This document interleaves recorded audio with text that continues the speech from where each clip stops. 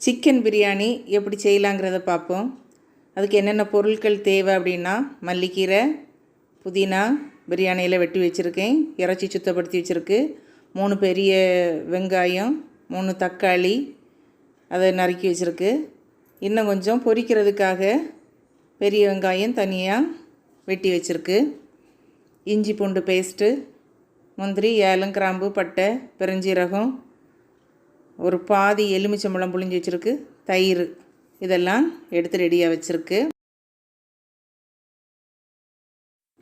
இப்போ குக்கர் அடுப்பில் வச்சு கொஞ்சம் நல்லெண்ணெய் விட்டு, நல்லெண்ணெய் காஞ்ச உடனே வெட்டி வச்சுருக்கக்கூடிய பெரிய வெங்காயத்தை அந்த எண்ணெயில் வறுத்து நல்லா பொரிய வச்சு எடுத்துடலாம். கரியக்கூடாது, நல்லா பொரியணும். பொரிஞ்ச உடனே அதை தனியாக எடுத்து வச்சுக்கிடலாம்.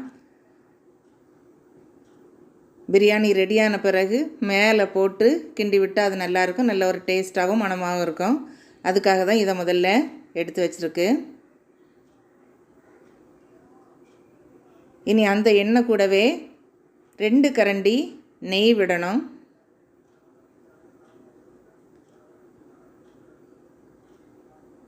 நெய் விட்டு நெய் காஞ்ச உடனே ஏலம், கிராம்பு, பட்டை, பெருஞ்சீரகம், அண்டி எல்லாம் அதில் ஒன்றாவே போட்டுடலாம்.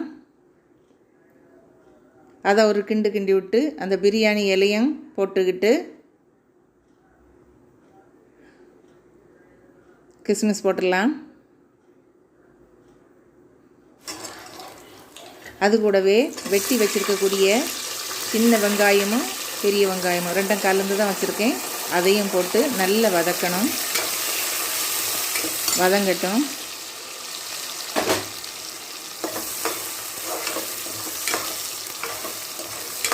அது நல்ல பொன்னிறமாக, அதாவது கண்ணாடி பதம் வர வரைக்கும் வதங்கணும், கரிஞ்சிடக்கூடாது. இப்படி கண்ணாடி பதம் வந்த உடனே வெட்டி வச்சுருக்கக்கூடிய 3 தக்காளியை அதில் போட்டுடலாம். தக்காளி நல்லா வதங்கணும்.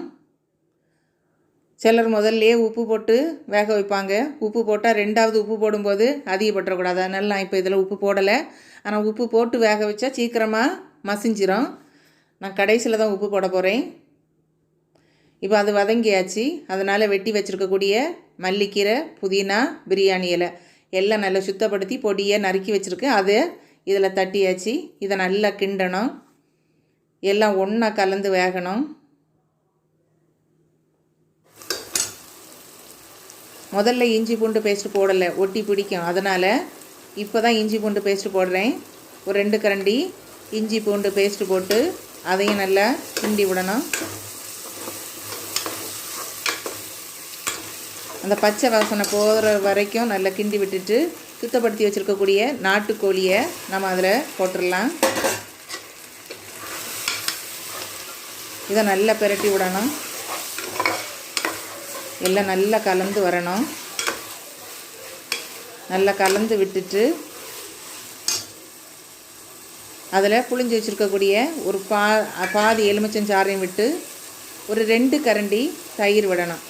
தயிர் கட்டாயம் விடணும், விட்டால் தான் அந்த இறைச்சி நல்லா சாஃப்டாக வெந்து கிடைக்கும். இதை நல்லா பிரட்டி விட்டுறலாம்.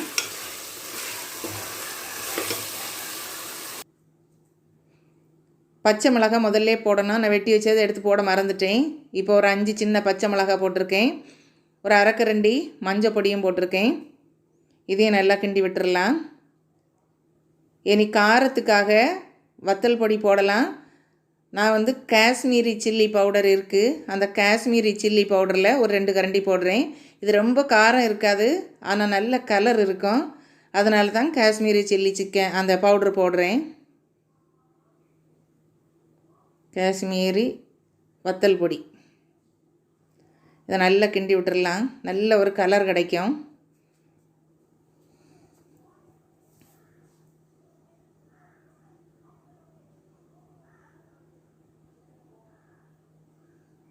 இனி இது கூடவே ஒரு 2 கப்பு பாஸ்மதி அரிசியை நல்லா கழுவி ஊற வச்சு வச்சுருக்கேன். ஒரு 20 நிமிஷம் ஊறணும். 20 நிமிஷத்துக்கு மேலே ஊற விடக்கூடாது. 20 நிமிஷம் தாண்டி போச்சுன்னு சொன்னால் தண்ணி வடிகட்டி நம்ம வச்சிடலாம். இது எனக்கு கரெக்டாக இருக்குது, 20 நிமிஷம் தான் ஆச்சு. அதனால் தண்ணியை வடிகட்டிட்டு 2 கப் அரிசியும் அந்த சிக்கன் கூடவே போட்டுடலாம். போட்டு ஒரு கிண்டி 1 கப் அரிசிக்கு 1½ கப்பு தண்ணி ஊற்றணும். கொஞ்சம் கட்டியாக தேங்காய் பால் எடுத்து விட்டால் நல்ல டேஸ்ட்டாக இருக்கும். அதனால் நான் 2 கப்பு தேங்காய் பாலும் 1 கப்பு தண்ணியை விட்டு அதை நான் இன்றைக்கி நல்லா கிண்டி வச்சுருக்கேன்.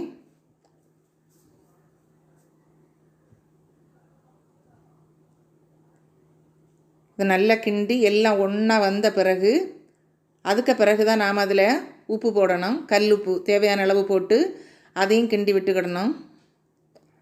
கிண்டி விட்டு இது நல்லா தளதளானி கொதித்து வந்த பிறகு நம்ம மூடி போட்டு வெயிட்டை போட்டு வச்சிடலாம்.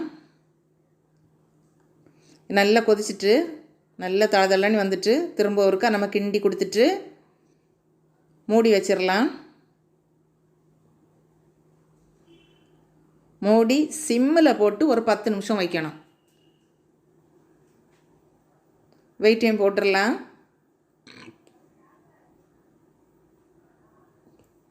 சிம்மில் போட்டு 10 நிமிஷம் கழிஞ்ச உடனே அடுப்பை அணைச்சிட்டு நல்ல ஆவி போன பிறகு அதை திறக்கணும். திறந்தா பாருங்கள் அழகாக வெந்திருக்கு, அடி பிடிச்சிருக்காது, சூப்பராக இருக்கும். முதல்ல நாம் பொரித்து வச்சுருக்கக்கூடிய அந்த பெரிய வெங்காயத்தை இதில் மேலே போட்டு ஒரு கிண்டு கிண்டி விட்டுட்டா அழகாக இருக்கும். பார்க்குறதுக்கும் அழகாக இருக்கும், டேஸ்ட்டும் நல்லாயிருக்கும். அடி பிடிக்கலை பாருங்கள், சூப்பராக இருக்குது, நல்லா வெந்திருக்கு. இந்த மெத்தடில் செய்தால் அடி பிடிக்காது. இல்லைன்னா குக்கரில் வைக்கும்போது பெரும்பான்மையான நேரத்தில் எனக்கு அடி பிடிச்சிருக்கு. இன்றைக்கி அடி பிடிக்கலை, நல்லா வெந்து வந்திருக்கு, சூப்பராக இருக்குது. 2 கப் அரிசிக்கு 3 கப்பு தண்ணி. அது தேங்காய் பால் விடணுன்னா விட்டுக்கிடலாம், வேண்டான்னா விட்டுடலாம். நான் தேங்காய் பாலும் விட்டு தண்ணியை விட்டுருக்கேன். சூப்பராக வெந்து வந்துட்டு அதுக்கு உள்ளி, முட்டை பொரிச்சு இறைச்சி வேக வச்ச, அதாவது சால்னா, பழம், பப்படம், பாயாசம் இப்படி வச்சு சாப்பிடும்போது சூப்பர் டேஸ்ட்டாக இருக்கும். இதை மாதிரி நீங்களும் செய்து பாருங்கள். இந்த பதிவு உங்களுக்கு பிடிச்சிருக்குன்னா லைக் பண்ணுங்கள், கமெண்ட் பண்ணுங்கள், ஷேர் பண்ணுங்கள், சப்ஸ்கிரைப் பண்ணுங்கள். கூடவே பக்கத்தில் இருக்கக்கூடிய பெல் ஐக்கானை ப்ரெஸ் பண்ணி அதில் ஆல்ங்கிற ஆப்ஷனை ப்ரெஸ் பண்ணுங்கள். அப்போ தான் நான் போடக்கூடிய எல்லா பதிவும் உங்களை வந்து சேரும். இப்படி பாயாசத்தை சாப்பிட்ட பிளேட்லேயே விட்டு பப்படம் பழம் போட்டு சாப்பிட்றதுல ஒரு டேஸ்ட், அப்படி தனி ஒரு டேஸ்ட்டு. நீங்களும்